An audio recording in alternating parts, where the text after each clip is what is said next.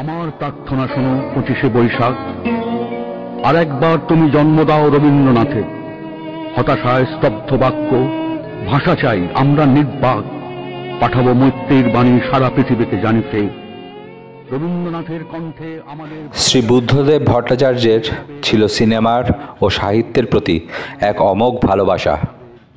এক পূর্ণাঙ্গ চলচ্চিত্র প্রেমী ছিলেন তিনি। পশ্চিমবঙ্গ সরকারের তথ্য ও সংস্কৃতি মন্ত্রকের মন্ত্রী হিসেবে তিনি যখন প্রথম শপথ গ্রহণ করেন 1987 সালে, কলকাতার বুকে চলচ্চিত্র চর্চার প্রাণকেন্দ্র নন্দনের বয়স তখন মাত্র 2। সেই নন্দনের সঙ্গে তার মুখ্যমন্ত্রিত্ব শেষ হওয়ার সময়কাল অবধি বুদ্ধবাবুর সাথে কলকাতা চলচ্চিত্রের চর্চা, জাতীয় ও আন্তর্জাতিক বিখ্যাত চলচ্চিত্রের প্রতি সাধারণ মানুষকে আকর্ষিত করবার আন্তরিক প্রয়াস, টালিগঞ্জের স্টুডিও পাড়ার টেকনিশিয়ান স্টুডিও অধিগ্রহণ ও পরিবর্ধন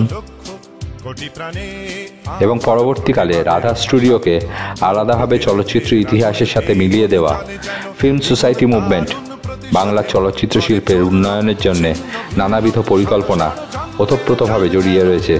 সর্বোপরি 1995 সালে এই নন্দন কমপ্লেক্সকে ঘিরেই তার নেতৃত্বে শুরু হয়েছিল প্রথম কলকাতা আন্তর্জাতিক চলচ্চিত্র উৎসব, আজ যা মহীরুহ।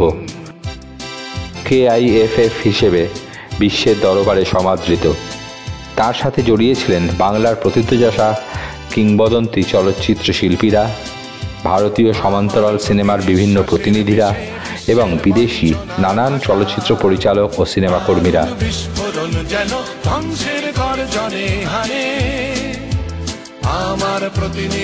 তার মৃত্যুতে আমরা চলচ্চিত্র আন্দোলনের এক গভীর চিন্তানায়ককে হারালাম। ভালো থাকবেন বুদ্ধদেব বাবু। আপনার দেখানো পথেই বিকশিত হোক বাংলা চলচ্চিত্রের আগামী রূপকথা।